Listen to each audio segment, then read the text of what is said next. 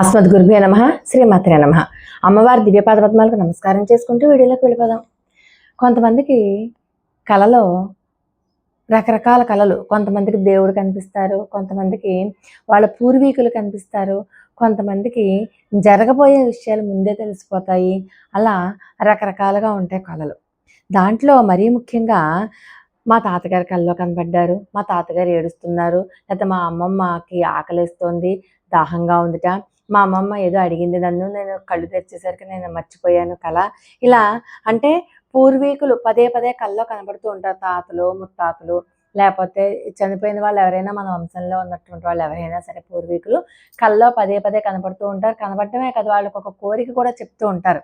వాళ్ళు బాధలో ఉన్నట్టు, వేదనలో ఉన్నట్టు, బాధపడుతున్నట్టు, ఆకలితోనూ దప్పికతోనూ ఉన్నట్టు. ఇలా పదే పదే కనుక మీ పూర్వీకులు, మీ గతించిన వాళ్ళు ఎవరైనా కనుక కలలో కనబడితే దాన్ని మీరు చాలా సీరియస్గా తీసుకోవాలి. అంతేకాని ఆ పూర్వీకులు కలలో కనబడ్డారు కదా, తాతగారికి నా మీద చాలా ప్రేమ ఉందనో, లేకపోతే మళ్ళీ ఆయన వచ్చి మన ఇంట్లో పుడతారు కాబట్టి అలా ఏమో అలా అనుకోకూడదు. వాళ్ళు ఒక కర్మలో చిక్కుకుపోయి ఉన్నారనమాట.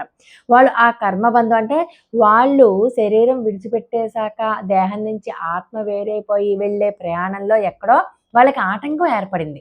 ఆ ఆటంకాన్ని తొలగించమని చెప్పి మిమ్మల్ని వేడుకుంటున్నారనమాట కలలో. అంటే తొలగించడం అంటే ఏంటి? వాళ్ళకి మోక్షం కావాలని చెప్పి కోరుకుంటున్నారు. కానీ వాళ్ళంతట వాళ్ళు ఏ ప్రక్రియ చేసుకోలేరు. వాళ్ళ వంశంలో వాళ్ళే చేయాలి. వాళ్ళ వంశస్థులు మాత్రమే చేయగలిగేటటువంటి ప్రక్రియ అనమాట. అందుకనే చూడండి, మనకి ఏదైనా పనుల్లో ఆటంకాలు కలుగుతాయి. ఏదైనా ఒకసారి ఎన్ని పూజలు చేసినా, ఎన్ని వ్రతాలు చేసినా, ఎన్ని మొక్కులు మొక్కినా కొన్ని పనులు అవ్వవు. అప్పుడు మనం ఏమనుకుంటామంటే, మనం చేసిన ఈ దేవుడికి చేసాం పూజ, ఆ పూజ మనకి సఫలం అవ్వలేదేమో, లేకపోతే మనం పూజ సరిగ్గా చేయలేదేమో, మన మాట దేవుడు వినలేదేమో, ఇలా రకరకాలుగా అనుకుంటాం. కాదు, దేవుళ్ళు కరుణించిన పితృదేవతలు కనుక కరుణించకపోతే ఆ పని అక్కడితో ఆగిపోతుంది. ఆటంకాలు ఏర్పడతాయి. మీరు ఎంత అనుకున్నా సరే ముందుకు వెళ్ళదు. అంటే మీకు జీవితంలో అభివృద్ధి అన్నది జరగదు. అలా అభివృద్ధి లేకపోయినా, అలా ఆటంకాలు ఖచ్చితంగా పితృదోషాలు కలిగినాయి, లేకపోతే పితృ రుణం ఏదో ఉండిపోయింది, మనం ఆ పితృ రుణం తీర్చేసుకోవాలి అని మీరు అర్థం చేసుకోవాలి. దీనికి 2 రెమెడీస్ ఉన్నాయి. ఒకటేంటంటే, మనకి లలితా సహస్రనామ స్తోత్రంలో ఉన్న అత్యద్భుతమైనటువంటి ఒక నామం ఒకటుంది. ఆ నామాన్ని పదే పదే చాంటింగ్ చేయడం వల్ల ఆ నామమే పితృదేవత యొక్క నామం కాబట్టి వాళ్ళు సంతృప్తి చెందుతారు. వాళ్ళకున్నటువంటి మార్గంలో ఆటంకం తొలగిపోతుంది. లేకపోతే ఇంకొకటేంటంటే, ఒక ముఖ్యమైనటువంటి రోజులుంటాయి. అమావాస్య అని, లేకపోతే కొన్ని ఇంపార్టెంట్ డేస్, అంటే పితృతర్పణాలు వదలడానికి అవసరమైన అవకాశమై ఉన్నటువంటి మహామహిమాన్వితమైనటువంటి రోజులున్నాయి.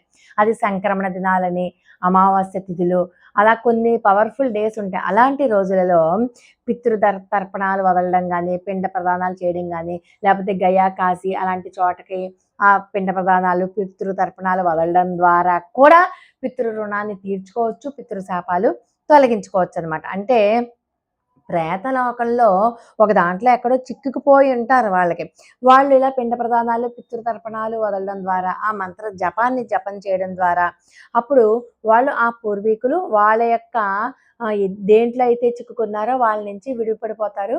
అప్పుడు మీకు చాలా సులభంగా మీకున్నటువంటి అన్ని పనులు కూడా తీరిపోతాయి. అందుకనే వాళ్ళు మీకు స్వయంగా చెప్పలేరు కాబట్టి కళల ద్వారా మీకు చెప్తూ ఉంటారు. అంటే కళల ద్వారా మీతో మాట్లాడుతూ ఉంటారు. మీ కళల్లో పదే పదే కనిపిస్తూ ఉంటారు. వాళ్ళకున్నటువంటి కోరికని మీకు వాళ్ళ బాధ రూపంలోనో, మాటల రూపంలోనో మీకు తెలియచేస్తూ ఉంటారు. దాన్ని మనం తేలిగ్గా తీసుకోకుండా పితృ రుణం తీర్చుకోవాలనమాట. మరి చాలామందికి మరి తర్పణాలు, పిండ ప్రదానాలు చేయడం ఒకవేళ కుదరకపోవచ్చు. అలాంటి వాళ్ళు ఏం చేస్తారు? ఒక నామ జపం ఉంది. ఆ నామాన్ని జపిస్తే అది ఖచ్చితంగా పితృ రుణం లేకపోతే పితృదోషం తొలగిపోతుంది. ఆ నామమే స్వధా నామం. స్వధా అనొచ్చు, స్వాధ అని కూడా అనొచ్చు. అయితే లలితా సహస్రనామ స్తోత్రంలో 110వ శ్లోకంలో ఉంటుంది ఈ నామం. ఈ నామాన్ని మీరు స్వధా స్వధా స్వధా అన్న జపించచ్చు. ఓం స్వధాయై నమః అనొచ్చు, శ్రీ స్వధాయై నమః అనొచ్చు. ఇంకా పవర్ఫుల్గా కావాలి అంటే ఓం ఐం హ్రీం శ్రీం స్వధాయై నమః, ఓం ఐం హ్రీం శ్రీం స్వధాయై నమః అని కూడా మీరు జపం చేయొచ్చు. ఎన్ని జపమాలలు చేస్తే అంత త్వరగా మీ పితృదేవతలకు విముక్తి కలుగుతుంది. మీకు ఏదైతే పనులు అవ్వట్లేదో ఆ పనులు కూడా ముందుకు కదులుతాయి. కానీ 5 జపమాలలు చేయాలంటే 5 × 108 సార్లు కనుక ప్రతిరోజు ఈ నామాన్ని కనుక జపించినట్లయితే ఓం స్వధాయై నమః, ఓం స్వధాయై నమః. 5 × 108 అంటే 540 సార్లు నామ జపం చేయాలి. ఇలాగా మీరు 21 రోజుల పాటు చేయాలి. 21 రోజుల పాటు జపం చేస్తే అది ఉచ్చరించినంత మాత్రం చేతనే పితృదేవతలు ప్రసన్నం అయిపోతారు. అంత గొప్ప జపం. కానీ ఈ జపం చేసేటప్పుడు మీరు వైట్ డ్రెస్ వేసుకోవాలి. తెల్లటి వస్త్రాలు, వైట్ డ్రెస్ వేసుకోవడం, తూర్పు వైపుగా కానీ ఉత్తరం వైపుగా కానీ ముఖం పెట్టి మీ పితృదేవతల్ని ధ్యానించి అప్పుడు మీరు ఆ జపం చేసి చివరిలో ఏం చేయాలంటే మీ పితృదేవతల పేరు మీద మీరు అభిషేకం చేసి వాళ్ళకి మోక్షం రావాలని చెప్పి ప్రార్థించండి.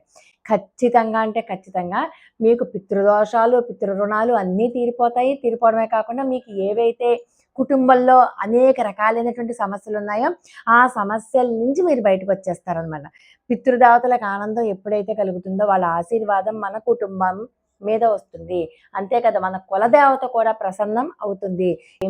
ఈ కళలు వచ్చిన వాటిని నిర్లక్ష్యం చేయదు. కళలో కనుక మన పితృదేవతలో, పూర్వీకులో, మన తాత ముత్తాతలో, అమ్మమ్మలో ఎవ్వరు కనబడినా సరే నిర్లక్ష్యం చేయకుండా సాధ్యమైనంత వరకు ఈ రెమెడీస్ పాటించండి. వాళ్ళు గనక సంతృష్టి చెందారా మీకు మంచిగా అన్నిట్లోనూ కూడా విజయం లభిస్తుంది అనడంలో సందేహం లేదు. లోకా సమస్త సుఖినో భవంతు.